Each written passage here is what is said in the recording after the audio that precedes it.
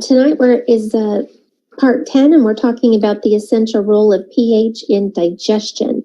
And this is one of my very favorite topics to talk about because the role of ionized water is so crucial in proper digestion. So it's great.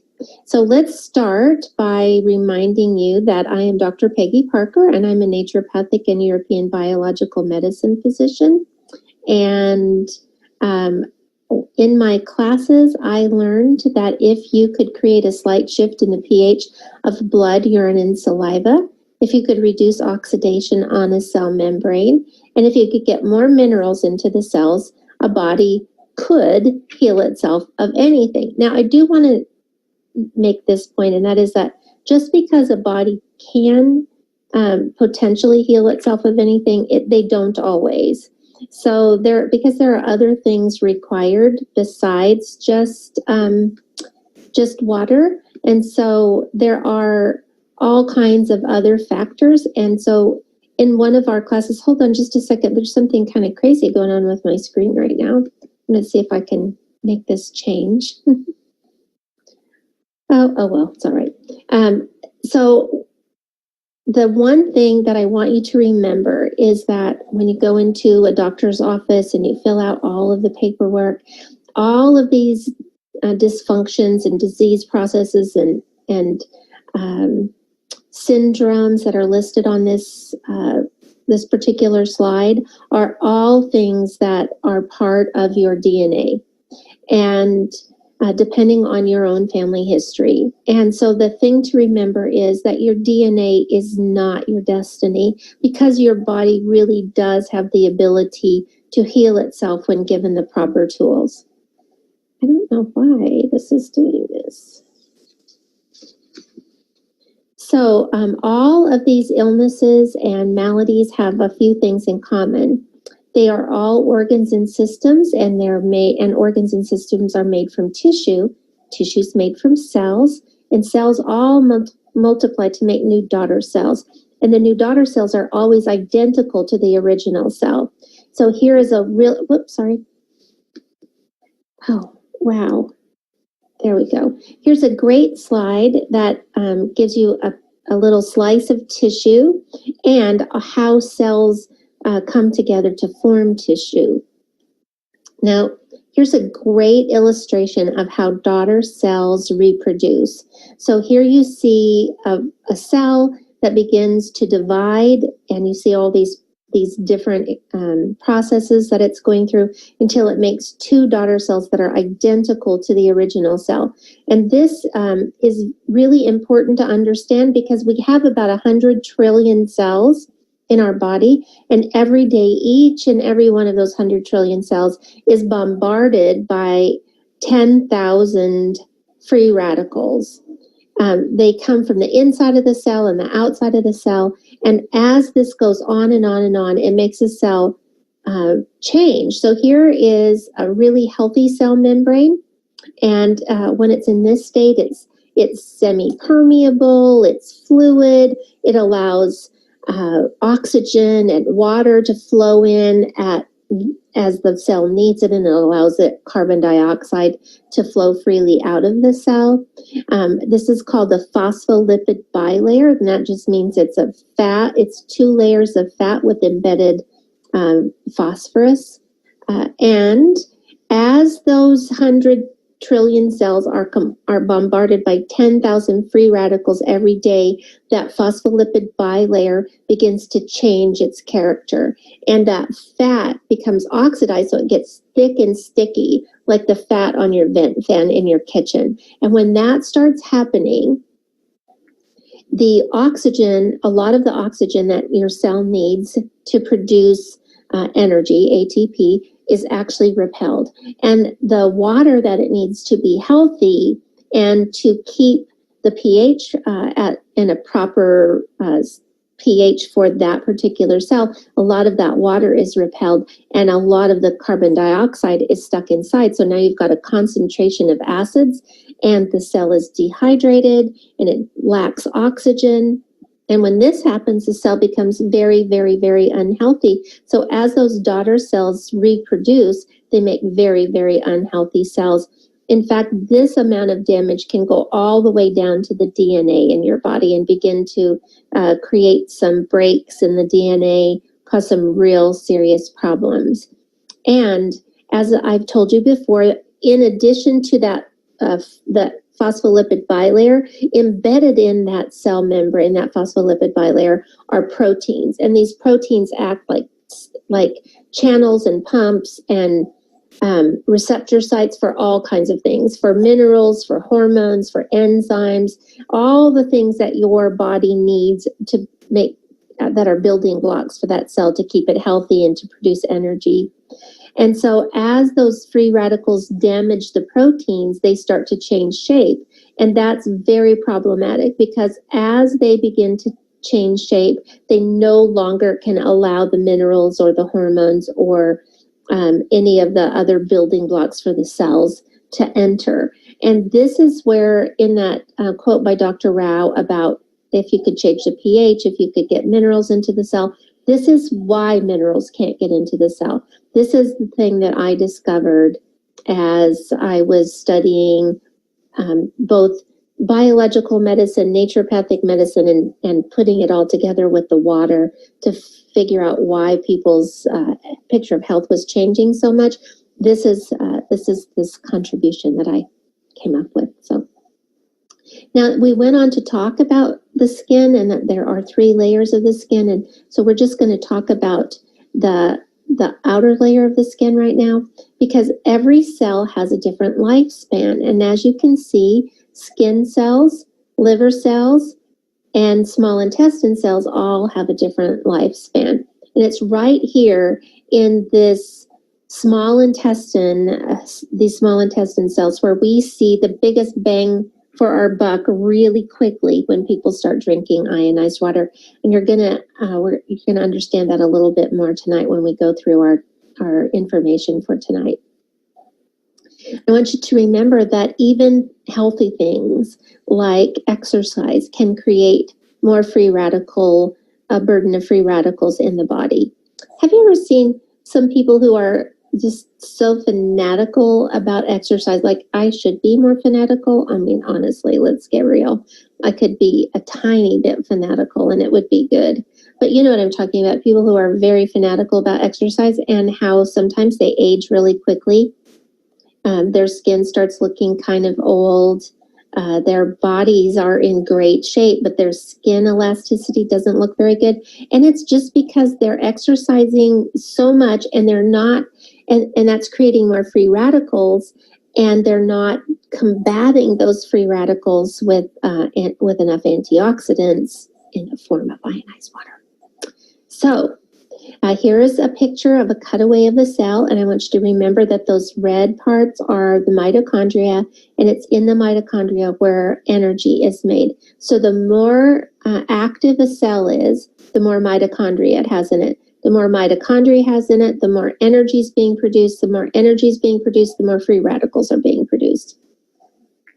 And here we see that for every molecule of ATP or energy that's created, we get 2 pretty nasty free radicals created. And so this is what I'm talking about. This is why it's so essential to make sure that you're consuming the right kinds of antioxidants, because you have to remember that those free radicals create oxidation, and oxidation leads to dehydration, and dehydration leads to inflammation.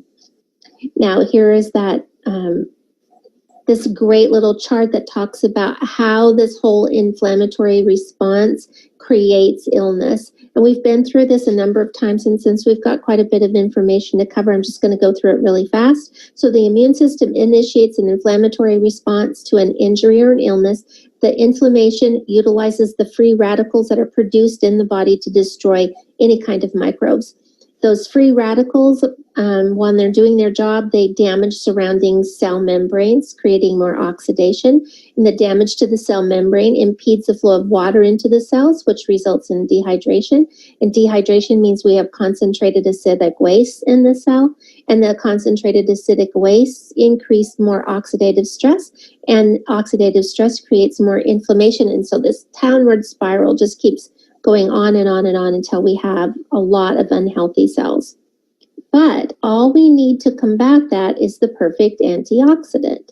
So now we'll go through these basics real quick because you've heard them so many times by now. So remember that an atom is a single unit, and here with oxygen, it has 8 electrons, 8 protons, and 8 neutrons. It gets its atomic number of 8. And so that means that it has paired, since it's an even number, all the electrons are paired, so it's slightly more stable than something like fluorine or chlorine that has odd numbers and has that one electron hanging out all by itself. That means that it's unpaired, it's unstable, and it's going to try to get another electron, so it's going to try to bind with something else. Now, there's all kinds of information that we want to get to, including the fact that molecules are really just 2 of any atoms that are bonded together to create a unit. So you can have 2 of the same, like an H2, or you can have different atoms coming together to make a molecule, as in the case of water. And here's our good old water molecule. Love that water molecule. And remember that water is H2O, or more specifically, it's HOH. And because hydrogen loves to bind with other things, here we have a 1 molecule of water, and it has 10 electrons. That's kind of important to remember. So when water and electricity come together, it creates ions, atoms, and molecules. So here we are with water that's been split in one way, creating OH negative, and that just means it has an extra electron. It still has all 10 electrons, even though one of the hydrogens was split away. So that hydrogen left without its electron, and so now we have an extra electron in OH negative, and we have an H positive that has 0 electrons. So we get ions and we also get atoms and molecules. So we'll also, when water splits, we can either get OH negative and H, or we can get oxygen and H2. Now I want you to remember that OH negative, or hydroxide ion, makes the water alkaline, while H positive makes the water acidic. And H2 is responsible for something else. In the presence of platinum, H2, or that hydrogen molecule, will freely give up its electrons and create a whole bunch of free electrons and some hydrogen gas, and both of them act as antioxidants. Now remember, a free radical is just an atom or a molecule that has lost an electron, and it's on a mission to find one. And so 1 free electron can mitigate any free radical, no matter where it is in the body, no matter how weak or strong, how powerful, how benign the free radical is. It can mitigate any free radical. Now I want you to remember that the antioxidants, and that free electron acts like an antioxidant. And antioxidants in foods and beverages that we consume are all really good for us, but they do have a few limitations. Antioxidants are tissue specific, and they even have a few kind of serious drawbacks in that only about 25% of the antioxidants in the food that you eat or the supplements that you spend your money on can be used by your body. And in high doses, vitamins A and E can even become toxic to your liver. They're fat-soluble vitamins, and they have to be broken down by your liver.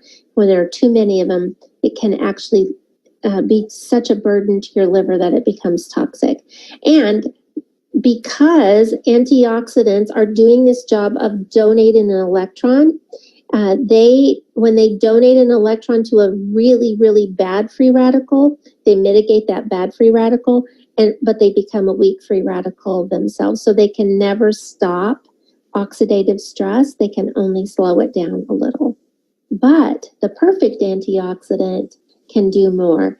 The perfect antioxidant in the form of both hydrogen gas, but more specifically in free electrons, can actually restore any free radical to a whole state and have no side effects, no downsides. Now, we went on to talk about dehydration and some of the issues with dehydration, and we talked about the fact that about 75% of your body's weight is due to water, and we routinely lose water when we breathe or talk, as we sweat or urinate or have a bowel movement. And then as oxidation increases, hydration decreases, because as those cell membranes get that fat gets thick and sticky, it starts repelling water. So as we age or we get ill and we have more inflammatory responses, we have more oxidation going on, we become more and more and more dehydrated. And the way to reverse that, the key to reversing it is to flood the body with antioxidants, and particularly the antioxidants found in high quality ionized water. Now, how you get more antioxidants is to use more electricity to split more water into OH negative and H positive, but more importantly into O and H2, because it's that H2 that will actually act as an antioxidant and then give up its electrons to make even more specific antioxidants. So the problem with other machines is that they can't let enough electricity flow through their plates because they make their plates out of inferior materials. And so the solution to that is to only use high quality titanium plates, which Enagic does. The second step to creating more antioxidants is to expose more hydrogen gas to platinum, which means you need to use more plates.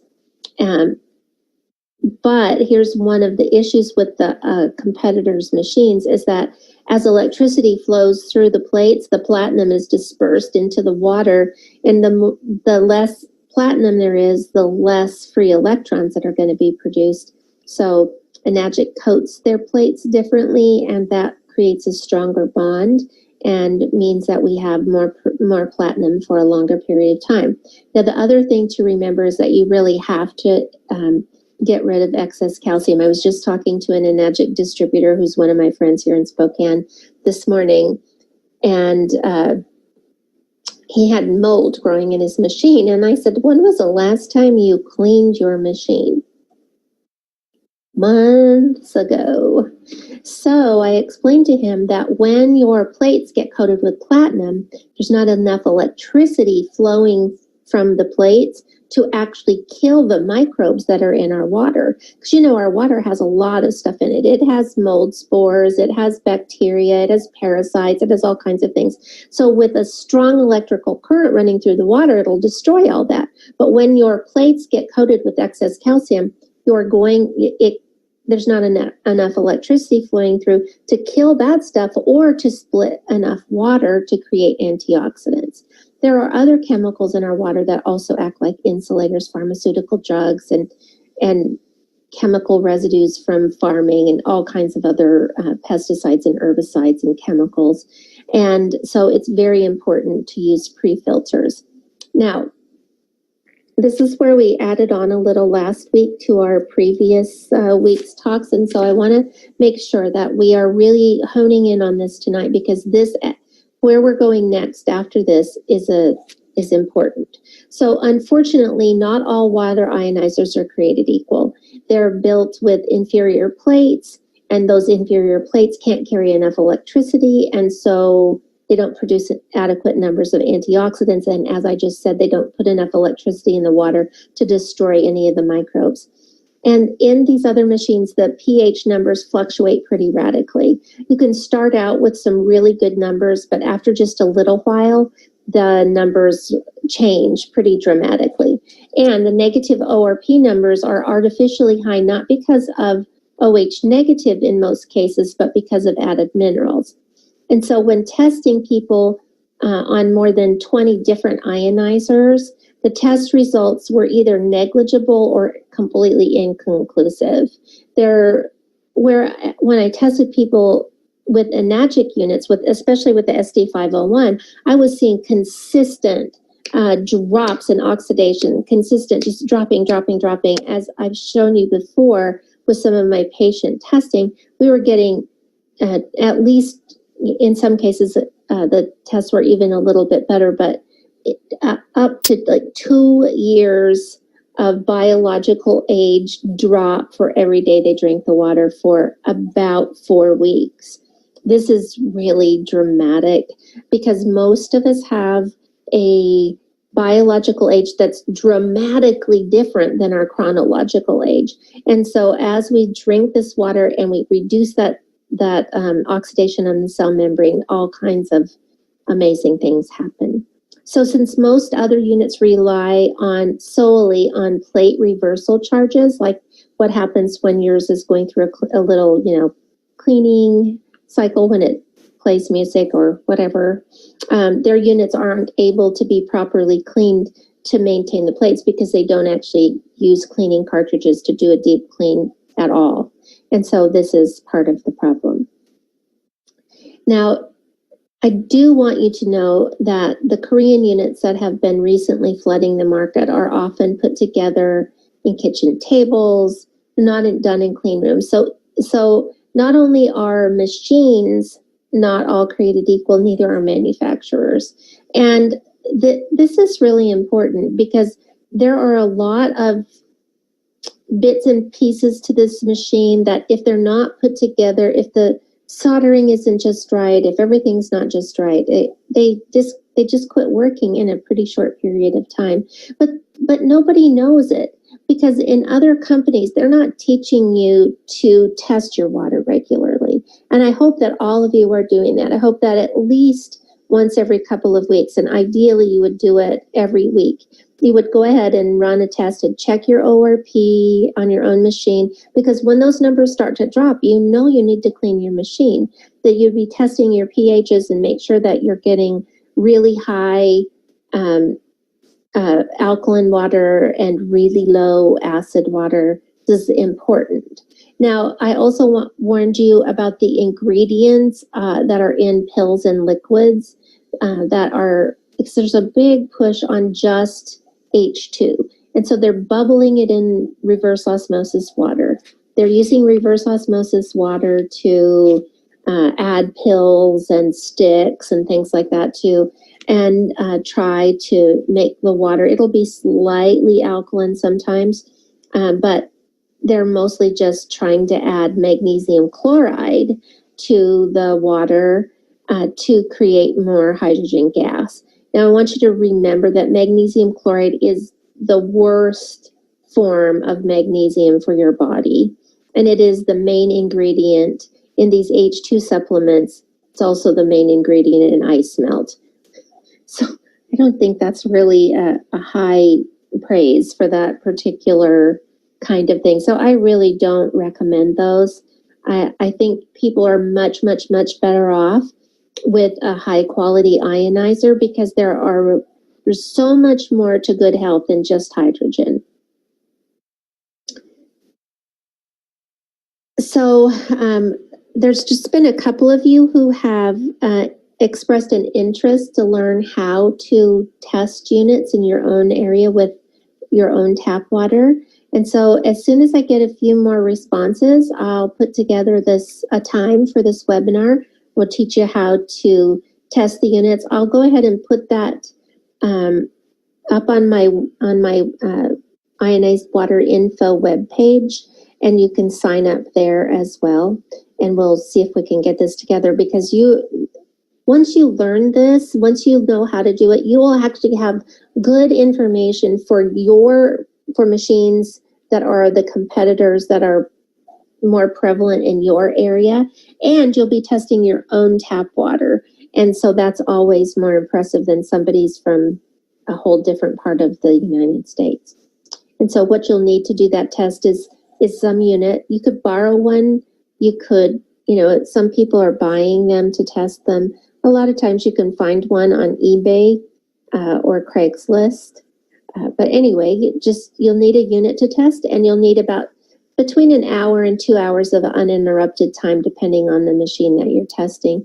You'll also need pH drops and an ORP meter, and if you have some H2 drops is good.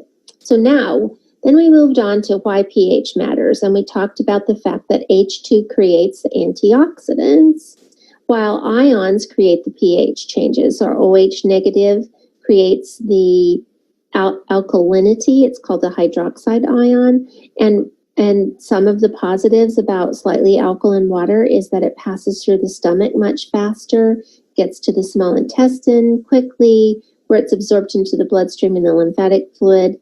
But as I've said, it's only the beginning, because as you're all familiar with this pH scale, so we'll just move on.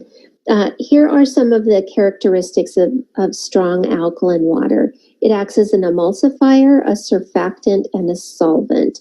And it's these characteristics that that clean things, that degrease, and that dissolve particles off of your food or your, whatever you're using to clean it with, off of your skin, that kind of thing. While acidic water, depending on the pH, on the level, can work as anything from a toner to a disinfectant. And so I want you to remember that your health is dependent on a lot of other things besides just water. It's also dependent on the food that we eat, the air we breathe, and what we apply to our skin. They really do all have a very significant impact on our health. And so that's why I've written some of these books. And so not only in terms of food preparation and cooking, but also how to improve your air quality and to take care of your body from head to toe.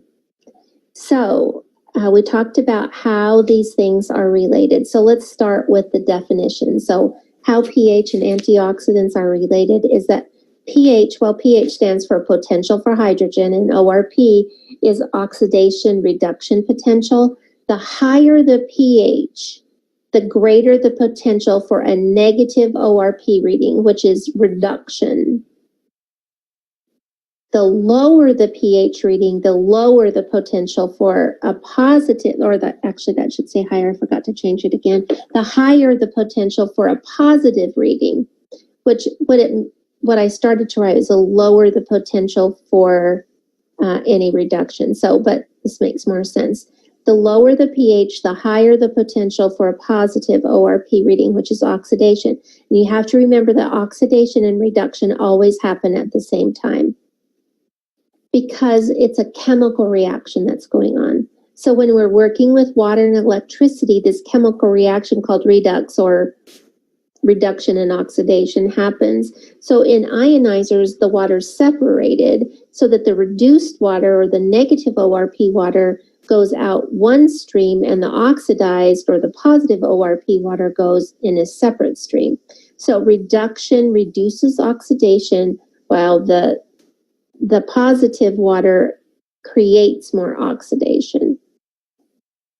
So all of this is just to be able to mimic the things that our body normally does on its own.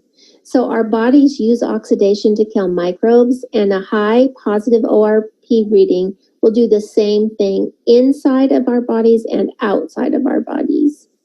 So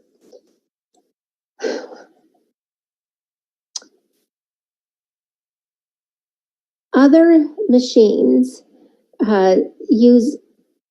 create a pH shift in a different way. They use all kinds of smoke and mirrors to compare themselves with a magic. So when pH is achieved through the addition of other minerals, like in all the ones that have mineral adding cartridges, the ORP readings are simply smoke and mirrors, because the minerals that are dissolving in the water create a tiny electrical current, and it's read in millivolts by your ORP meter.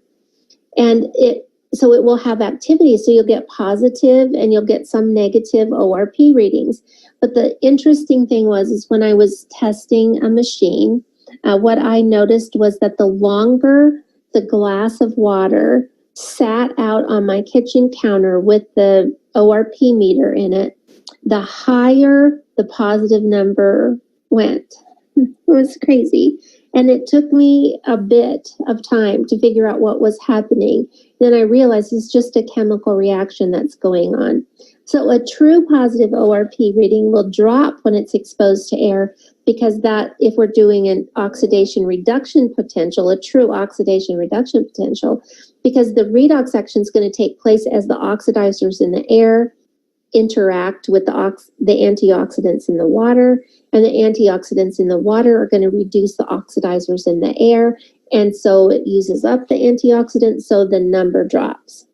The chemical reaction that's created when minerals dissolve causes the negative ORP reading to increase over time despite the exposure to air. So that's when you know you have smoke and mirrors going on, as opposed to a real oxidation reduction potential. Here's another thing that I found out when testing all of these other units is that they don't warn you that their plates are shutting down, because they can't hold a very high electrical current for very long. So the plates shut down without ever telling you. So the water's still flowing through, but when you test it intermittently, you say, oh my gosh, the pH is off, the ORP is off. And so then I started looking, taking them apart and watching what was happening, and the plates were actually just shutting down. And they just don't want you to know that. It's how they preserve their plates. So this means that only a small part of the water flowing from those ionizers was exposed to any electricity. So it's never going to have very many antioxidants in it after the machine's more than a few weeks old. So if only part of the water is exposed to electricity, then the oxidation reduction is interrupted, and so neither the acid water or the alkaline streams contain their important components. So it's very important that we educate ourselves so that we can educate other people, because that keeps them from throwing their money away on a virtually useless machine. And it also helps us protect the reputation of ionized water. I told you that before I had an Enagic machine, I was introduced to ionized water through my biological medicine courses, and I bought an Akai machine at the recommendation of Dr. Rao, and it did nothing. It did nothing. No test results changed for me or my patients, and the water tasted kind of fishy and fat. Oh, it was not good. So nobody enjoyed it. Nobody wanted to drink it. They drank it because they thought it was going to help, and it didn't. And so we want to protect the reputation of ionized water, because that's what allows us to talk to people and help change the world one glass of water at a time. So tonight, we're going to move on from that and talk about the essential role of pH in digestion. So I want you to know what all the different pH values are in your digestion. So your mouth, the saliva in your mouth, should be somewhere between 7.4 and 7.8, and it's generally pretty consistent. So when you're chewing, your saliva contains a lot of amylase, and that amylase helps to start breaking down carbohydrates, and then that is swallowed into your stomach, and the stomach has a pH range of somewhere between just below 2 and just above 3. Ideally, it's down closer to 2 or 2.5 than up near 3. And so it goes from a mildly alkaline environment to a very acidic environment. And what that does is start denaturing the proteins so that once they get to the small intestine, they can finish being digested. But it churns and kind of mashes up the food and coats everything with hydrochloric acid. Now, in the stomach, the pH, as I said, should be somewhere between 2 and 3. And so when you add alkaline water to your stomach while you're eating, you really upset the pH balance in your stomach, because I know all of you in your demos have done that thing where you add some acid water to the alkaline water to see how it changes, and you add alkaline water to the acid water, back and forth, and you see how dramatically it changes. So that's why it's really important not to drink water it's really important not to drink anything with your meals. But it's also important to follow my water protocol for digestion, because when you take these couple of tablespoons of strong acid water with the first bites of food, you're actually retraining your own stomach to make more hydrochloric acid to keep that pH low during digestion. So then the food moves from the stomach, which was very acidic, into the small intestine, and the small intestine needs to have a pH of about 8 to 8.5. So that is why in my water protocol, I have you drink some strong alkaline water, just a tiny bit of strong alkaline water, and some regular water about 45 minutes before the meal, because it has time to get through the stomach, get into the small intestine, make that small intestine nice and alkaline before the food gets there. Because if your small intestine isn't in that pH range between 8 and 8.5, your pancreas won't release any pancreatic enzymes to finish digestion. And so what your small intestine does is, as the food moves in from the stomach where it was really acidic, it adds sodium bicarbonate, which is, baking soda. It adds sodium bicarbonate itself. It adds that and bile to the small intestine to help adjust the pH and to begin to emulsify fat. And at the same time, lipase, enzyme called lipase, is added, and pancreatic enzymes start dumping, and we get a breakdown of proteins, and it will actually dissolve parasites. The pancreatic enzymes will dissolve any kind of parasites or bacteria or yeast and protozoa and fungus. It's really important to have that small intestine the right pH so that your pancreas will dump those enzymes, so that it will break down the proteins, including all the proteins in parasites, bacteria, yeast, protozoa, and fungus. And it will also release some amylase to finish breaking down all the carbs. And it breaks them down into sugars so that your body can use those sugars as fuel to create more ATP.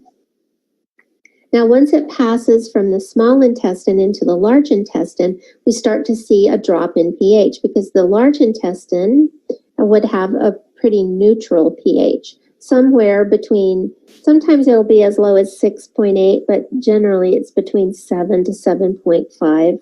So that's kind of the ideal pH for the large intestine. And the responsibility of your large intestine has a lot of responsibilities, just like your small intestine did. I want to back up to the small intestine again. Now remember that those small intestine cells only last 36 hours. So as those daughter cells are being produced through mitosis, what happens is that every single generation of small intestine cells, as you're drinking this water, especially as you drink it with, and according to the protocol, you're getting healthier and healthier and healthier and healthier and healthier small intestine cells. And when that happens, everything's possible. All kinds of absorption of minerals and enzymes and hormones and vitamins, all of those things are easily absorbed through the small intestine instead of most of it being blocked. So, when I said earlier that only about 25% of the supplements that you take, the antioxidants in the supplements that you take, can be utilized by your body, it's because the small intestine can't absorb them. Well, as you begin to change the health of your small intestine, all of a sudden you get so many more of those vitamins and minerals and absorbed into your body, and so you're getting a much bigger bang for your buck. And that's one of the reasons people start noticing that they're sleeping better, that they feel better, that they're all kinds of maladies are beginning to change, and everything starts looking much more rosy after just a few weeks of drinking the water. It's because of those small intestine cells. And so the small intestine is really, really important in its function. Now, as it moves from the small intestine, as I said, into the large intestine, and the pH is about 7 in the large intestine, what the large intestine does is extract a lot of water from that food that's passed from the small intestine, and it reabsorbs into your body. And it also absorbs vitamins and some minerals. And it provides the right environment for the good bacteria that are necessary for everything from completing digestion to your immune health. They break down fibers and create short chain fatty acids. They produce antibodies. They boost your immune function. It transmits waste. Your large intestine is so important. And so the pH of your large intestine is important. And so as that food passes through and interacts, it begins to change the pH. And so by the time it gets to the large intestine, it's created this perfect environment. This is why there is a protocol in my ionized water protocols for colon hydrotherapy or enemas, because you want to use the right pH water in order to create the proper environment in the large intestine, so that you're getting more and more and more of those friendly bacteria building up instead of the bad bacteria. Because when your large intestine pH gets too low or too high, the bad bacteria, the unfriendly bacteria, begins to really take over. And then you have candida, you can have lots of parasites, you can have all kinds of issues because the pH was off. So while the beginning of this course, we talked about antioxidants and the fact that the antioxidants were the most important piece of ionized water. We do not discount pH because we need to change pHs throughout the body. It is not true that an alkaline body will not grow diseases. Bodies are not supposed to be alkaline. As you see right here, your stomach has to be really acidic. Your large intestine needs to be neutral. Your vaginal is supposed to be acidic. It's supposed to be about pH 4. Our bodies are not made to be alkaline. They're made to be in balance. And that's what this ionized water does. It helps everything become balanced. As the cell membranes become semi-permeable and they begin to let water in as necessary for that cell, as it lets different enzymes and hormones in that cell needs, we begin to have perfect pH in every single tissue in your body. This is so important. So I hope all of you will discontinue using that line that so many people do about we need to alkalinize our bodies. So we don't. We need to normalize our bodies. We need to let every single cell in every tissue be its perfect pH, and that has a pretty wide range. But anyway, this is like I said, digestion is one of my favorite topics, and so we're now going to move forward here.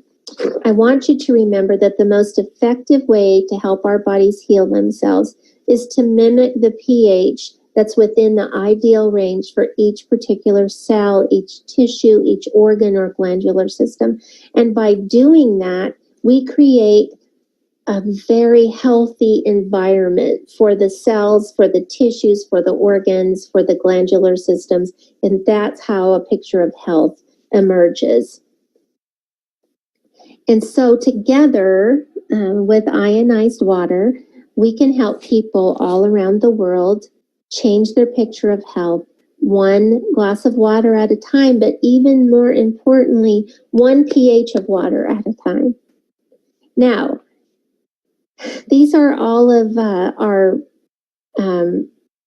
former homework assignments, and we're going to kind of just pass through all of this because you've already gotten that. I've given you sent you all your 3-minute elevator speeches for all of these weeks. And so we have nothing new to add. Whoops, a daisy. I did that last week too. I'm going to get back down here to the slide I want. We're going to get down here to our question mark, and we're going to start taking questions. Do we have any questions right now? My screen's kind of messed up. Everything's in the wrong place, so I can't really tell if we have questions or not. I'm not sure how this decided to happen to me tonight, but it did. There's a question from Debbie. Can you use Kangen waters for enemas and douching? If yes, which waters would you suggest? You got to get that ionized water protocol book, and it's all laid out because you have to follow the steps. There's not just one pH. You start with one, you end with another one. So it's all laid out specifically, step by step by step, in ionized water protocols. But thanks for asking, Debbie. Do we have any more questions? Nope, that was the only one tonight. Okay, so here I'm going to do a little reminder that the very first advanced course will start immediately following this one. We only have 2 more classes after tonight.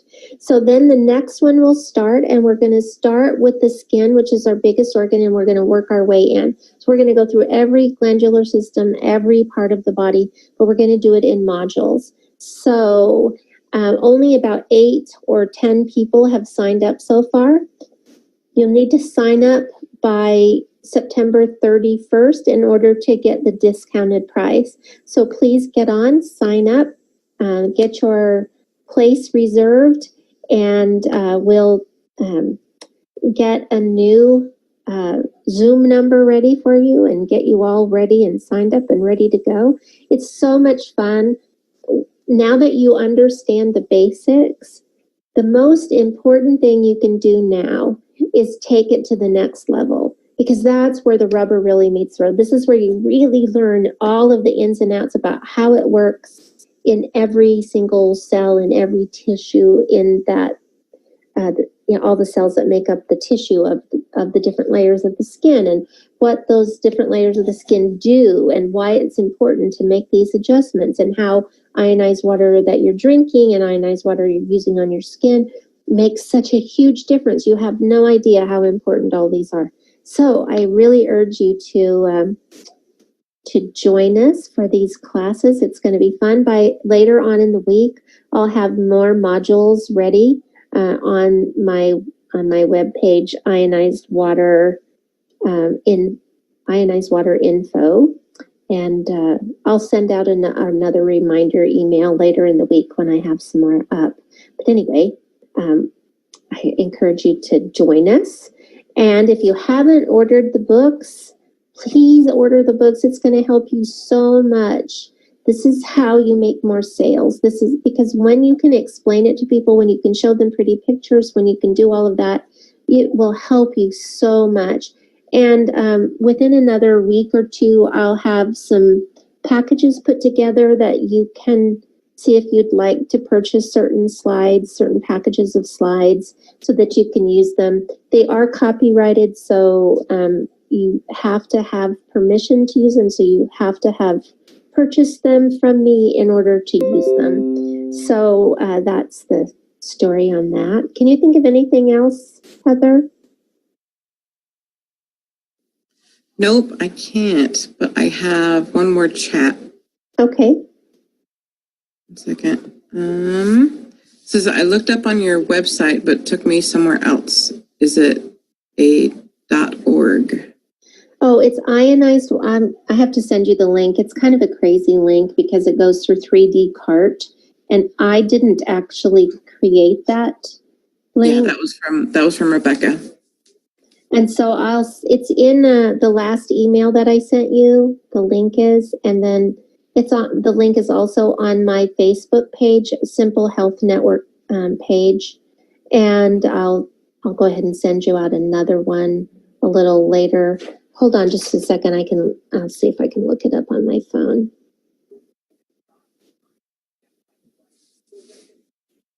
Sorry about that. I tried to change the link on it, but wouldn't let me. So I'm sort of stuck with that one. My phone is not being so super cooperative.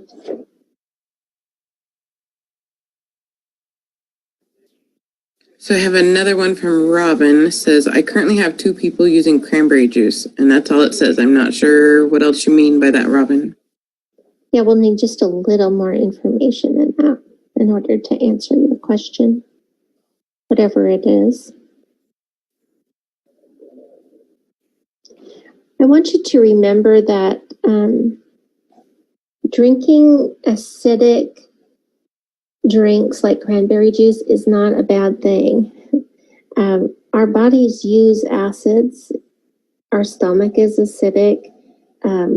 There are all kinds of reasons to have acids in our diet. It's the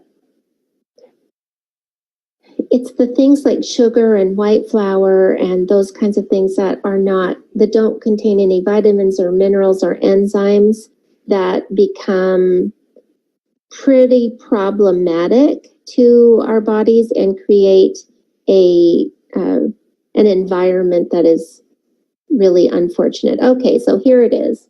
This is the crazy link.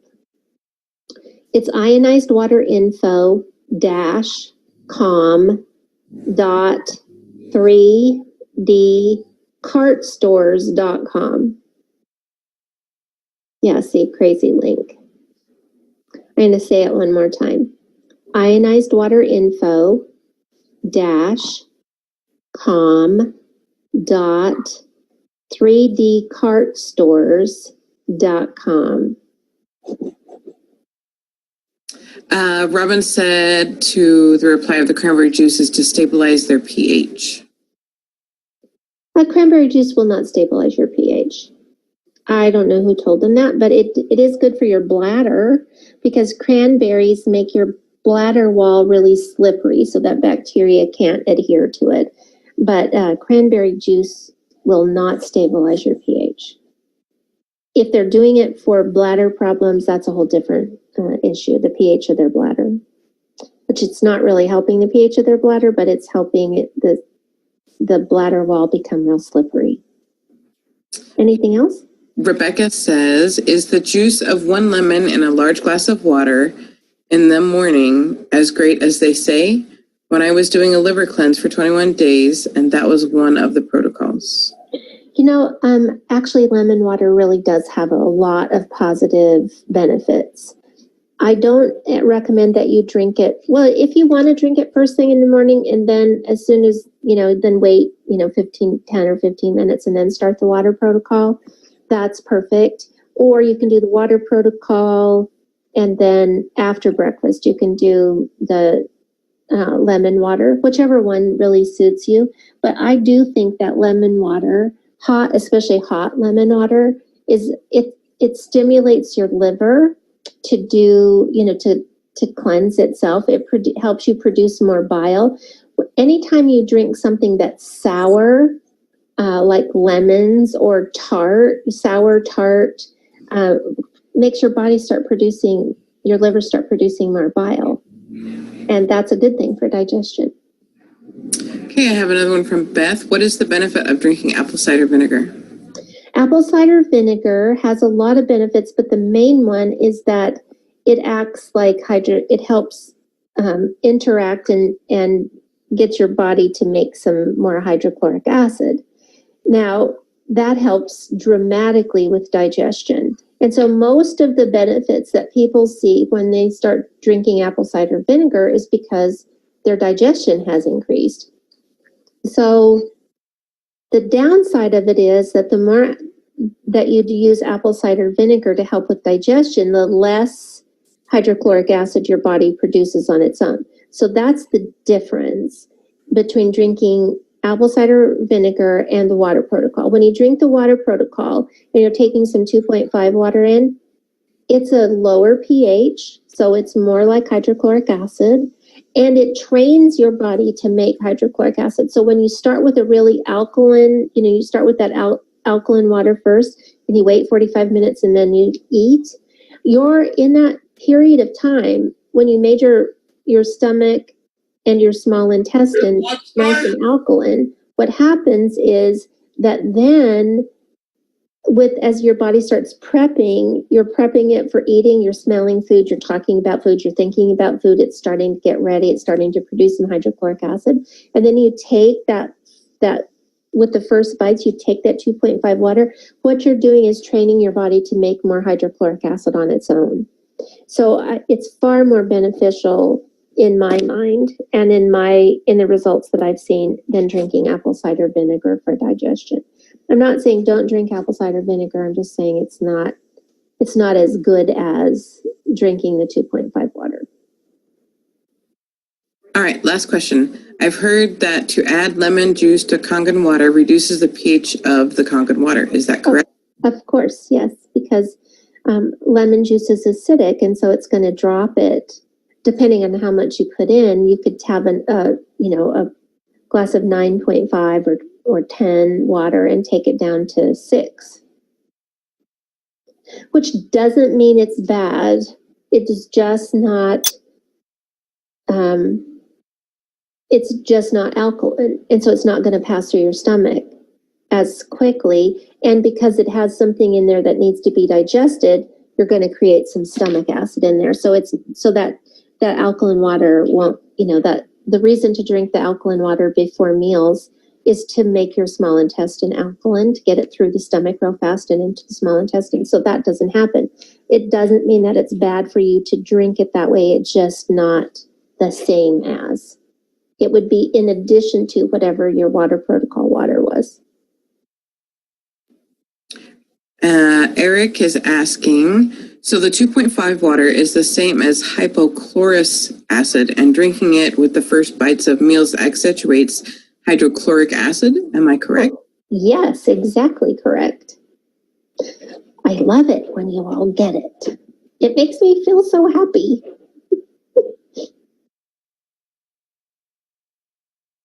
Anything else? I think we're about time too. We are. We're like on it tonight. It's because we're not doing all of those other homework assignments and speeches. So your homework assignment for tonight, which I passed by pretty quickly.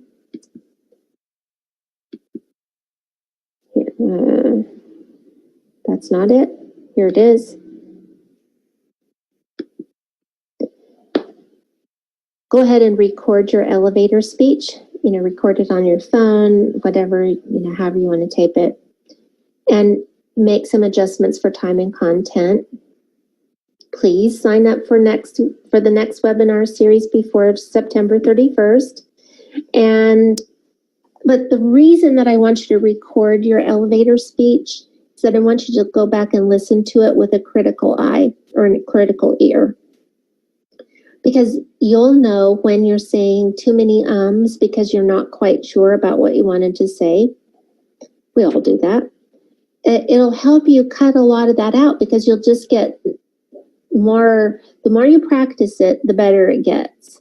And if you'll deliver it to someone else, if you've got some team members and you say, hey, I want to practice my 3-minute elevator speech, and then have them give you back some feedback.